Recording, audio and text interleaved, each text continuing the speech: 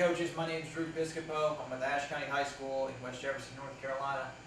Today I was going to go over 4 verticals, or what we call 6, and kind of give you a good explanation of how we read it, how we teach it, and how it kind of goes through the eyes of the quarterback. So this formation is called ACE. ACE for us is 2 by 2.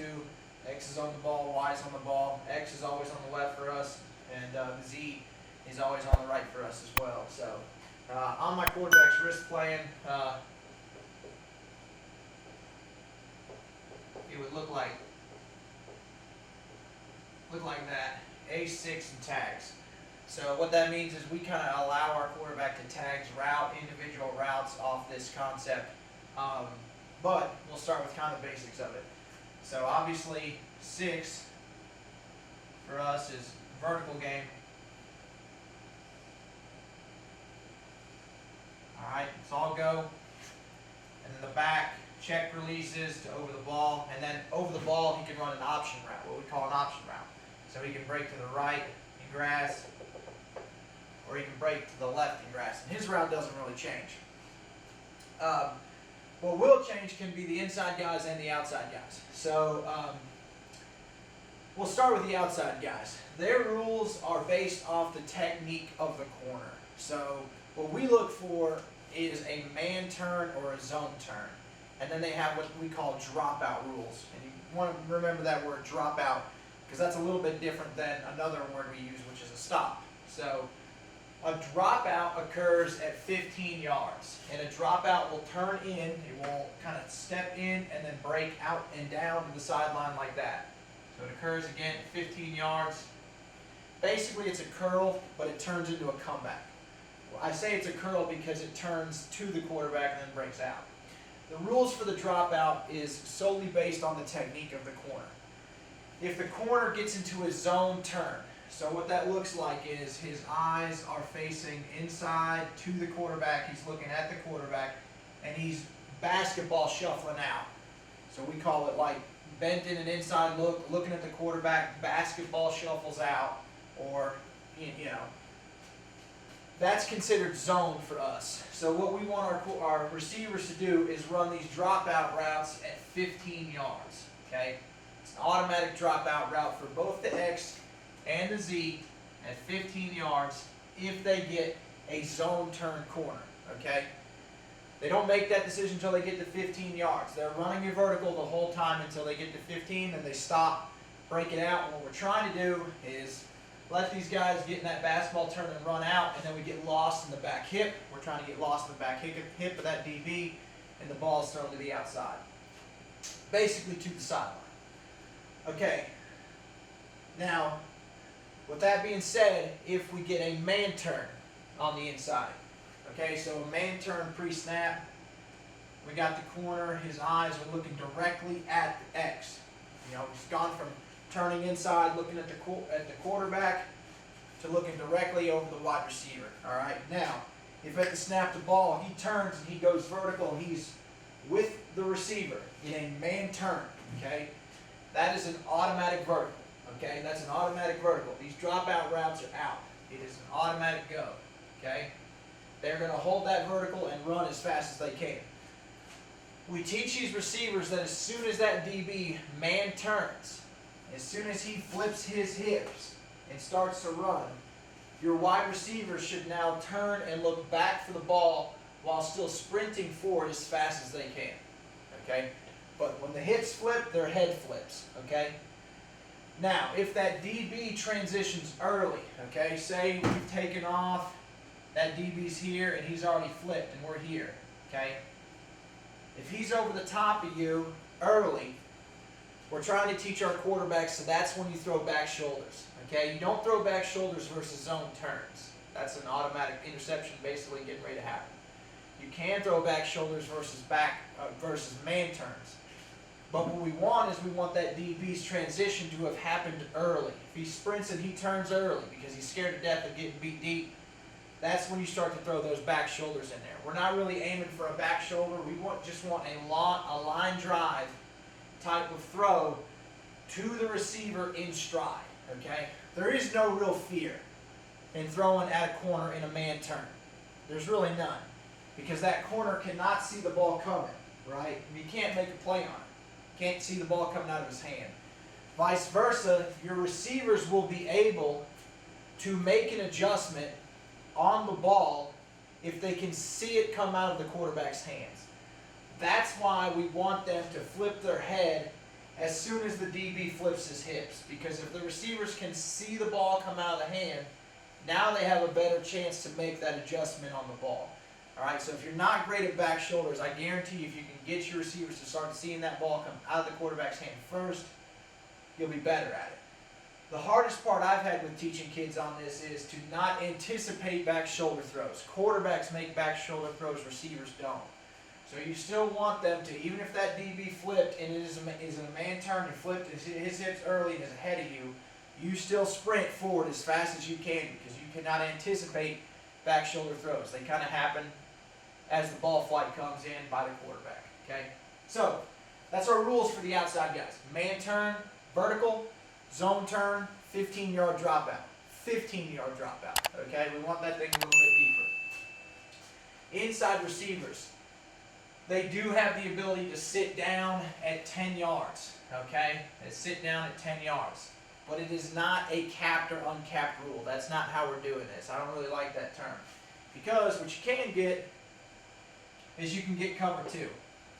Okay? You can get a version of cover 2. And if these are the hashes right down here, alright, these are the hashes, and then these safeties get off the hash. They get wider than the hash. Alright, now your Ys can keep it screaming right down the hash.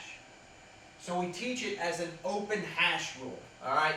As they're running vertical, if there is a safety over the top of me, but he runs off the hash, he runs off to the right, or he gets out of my space, or they spin, right? They can always spin and roll to 3. Say they spin down this way to the back. Now your hash is free. Run right down the hash. Alright, that's kind of the rules. If you're capped over the top with safeties and they stay on the hash, right? So you get true 4. Boom, he drops right down the hash. Boom, he drops right down the hash. Your corner, right down over the numbers. Okay, now you can sit, okay? So we're teaching that at 10 yards. They're going to boom, sit. Boom, sit, okay? If their hash is vacated, run down the hash. If it's not, sit at 10 yards. That's the rules for the inside guys. Okay? So they solely make that adjustment based on the safeties.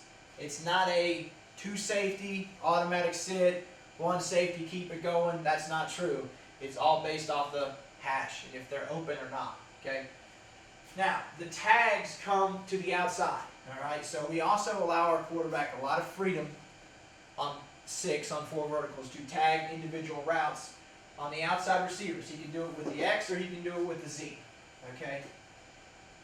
If he gets 2 press corners, he kind of wants to attack press. Alright, so everything on 4 verticals is based off leverage, but we do want them to attack press and be willing to throw vertical balls, especially if we get a man turn versus press. That's great. Take a shot one-on-one. Even if it's incomplete, you put a little fear in the defense that you are willing to go behind their head. It's almost worth it in that case. Okay?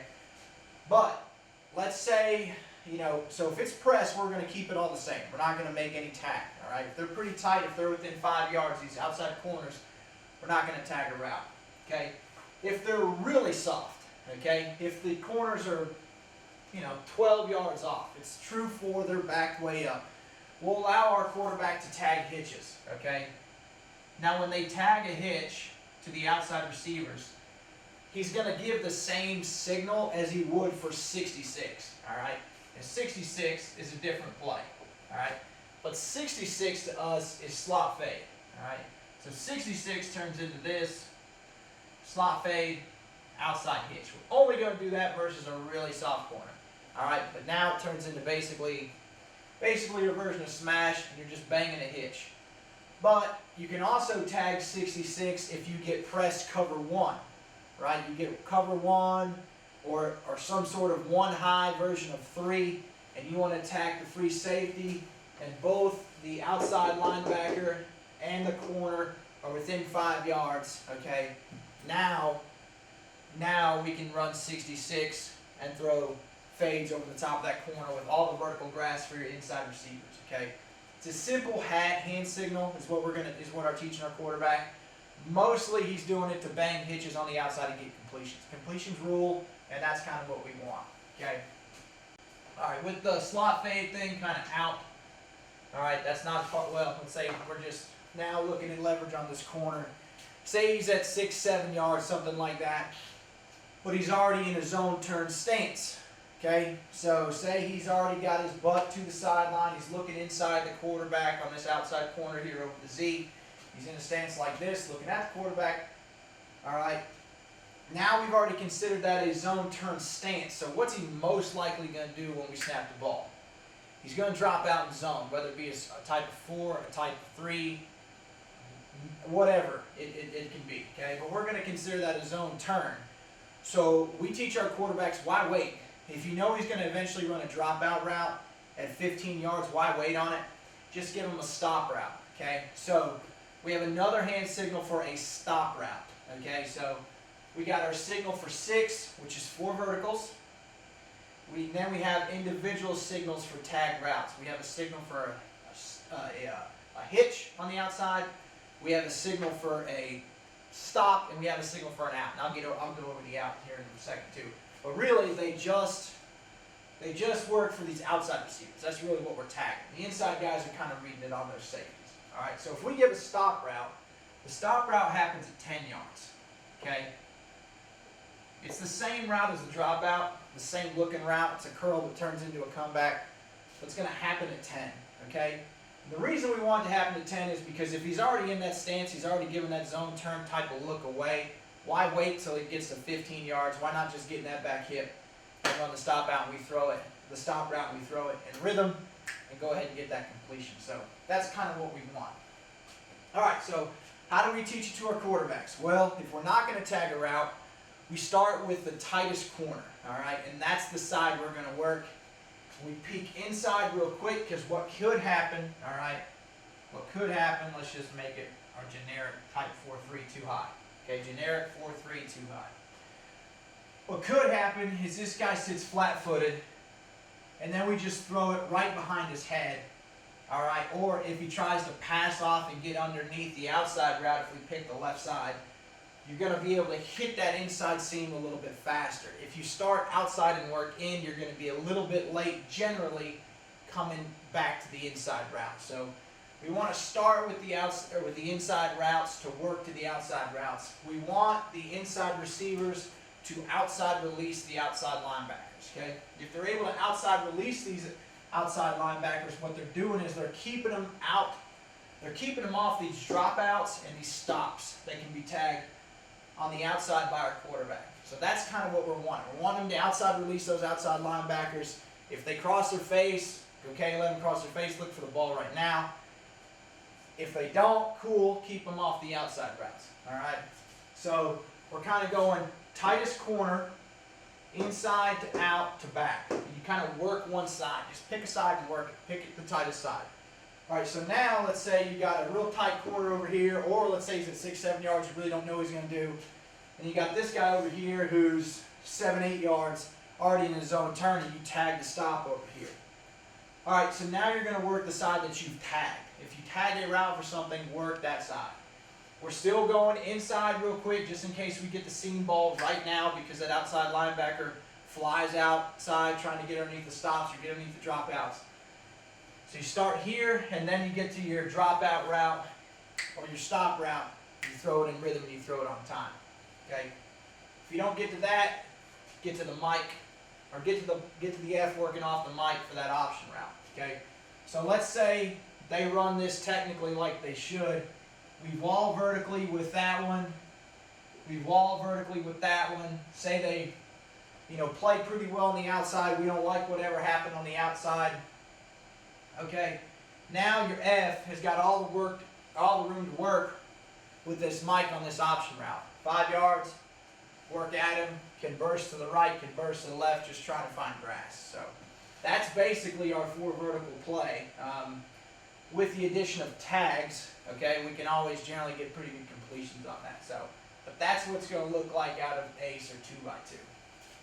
All right, let me draw up trips and I'll show you how that kind of works. All right.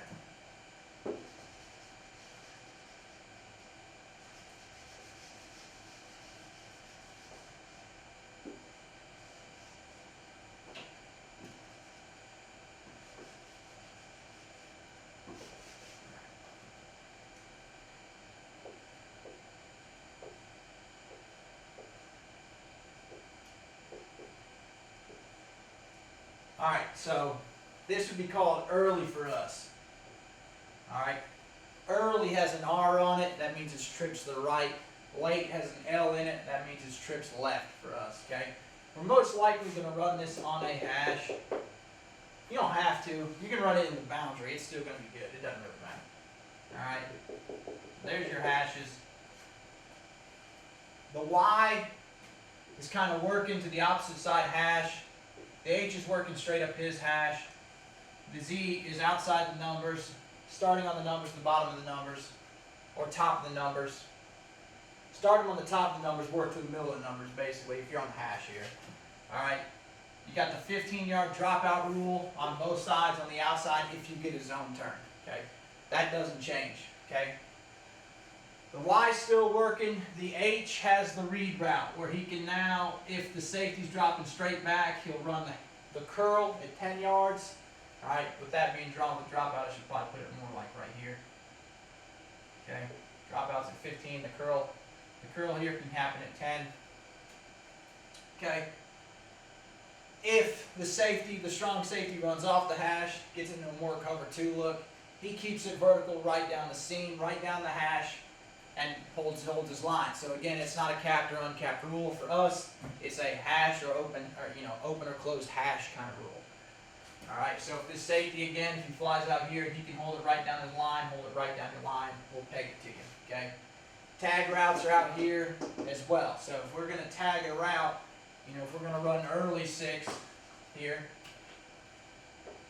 ERL 6. All right, we're tagging routes on the outside. We can still tag hitches just by a simple hand signal, giving the hitch outside. We can tag stops, okay, on the outside as well, which now happen at 10. Again, the big difference between dropouts and stops. Dropouts happen at 15. They are not tagged. They just happen off a zone turn or a man turn, or they happen off a zone turn. And then stops are happen by alignment. They're tag routes and they happen at 10. They're just better anticipation for your quarterback to be able to get those things out. The big difference now with early and late is compared to ace, he's not running an over the ball check. Your back isn't. He's going to cross your face and get to the flats. We really want him to kind of settle up in that area between the Y and the H, or right where the Y is, kind of in that spot, because that's generally where the grass happens on this thing. So again, you can attack press on the outside. The way I teach it too is we kind of give our quarterbacks full range to read this thing however they want. And I know that kind of might sound a little crazy, but there is no real method of going left to right or anything like that for us, or necessarily attacking the tightest corner. I mean, we're looking for a one-on-one matchup, there's no doubt. So if like the weak safety's inside the hash and we got one-on-one over here without a overhang player, if you're in a 3-4 or anything outside that tackle box that can kind of sit or get underneath out here. If that's the case, we don't necessarily want to go over there. But if everything's inside the box and this weak safety can't really, by alignment, he's not in a great place to get involved, we're going to attack routes over there, most likely with tags, which will be stops, hitches, or outs. Okay, stops, hitches, or outs. Okay, let's say you got an overhang over there and we don't really like it. What we're basically going to do is attack this thing off safety structure. So if the strong safety is lined up over the Y, and you get some sort of look like that, where you got strong safety, Sam corner, all right, and the strong safety's over the Y, we're going to start on the H, because he's got the seam shot, right? Because what most likely will happen with the Y is the strong safety kind of cracks in a little bit, and as soon as this H outside releases the Sam, or kind of gets into that, we're going to hole shot that thing right down the seam if we can, okay, if we can. If we don't like that because the Sam walls all the way vertical with H, all right, now we're going to get to we work from the H to the Z. Okay, to the Z. If they play mini coverage and it's man, it's going to hold a vertical. If they play some sort of 4, something like that, a zone coverage, we'll get that drop out route so we can go seam to drop out. We don't like that for whatever reason, we'll dump it to the back. So if this Sam runs back with the H, you're going to be able to get the back right there in the flats and let him roll. So that's not bad for us either. 6 is a great way to get the ball to your running back as well. So if you really like, your running back, you want to get him more involved in your pass game, 4 verticals is really a great way to do it. Say the strong safety lines up pre-snap over the H, okay? Say he's over the H, and your Sam now is kind of playing right there, okay? We're going to start with the Y first, all right? The Y is going to be the first look.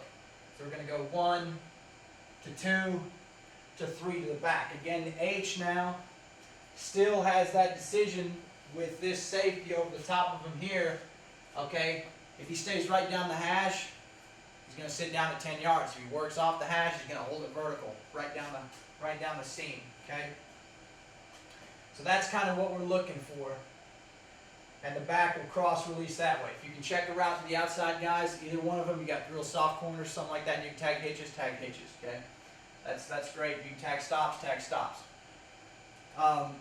That's basically your rules with that. Also, the blitz beater on this, whether you're in 2x2 or 3x1, doesn't matter. Our blitz beater on 4 verticals is all based off the Y. Okay, so the Y has the blitz beater.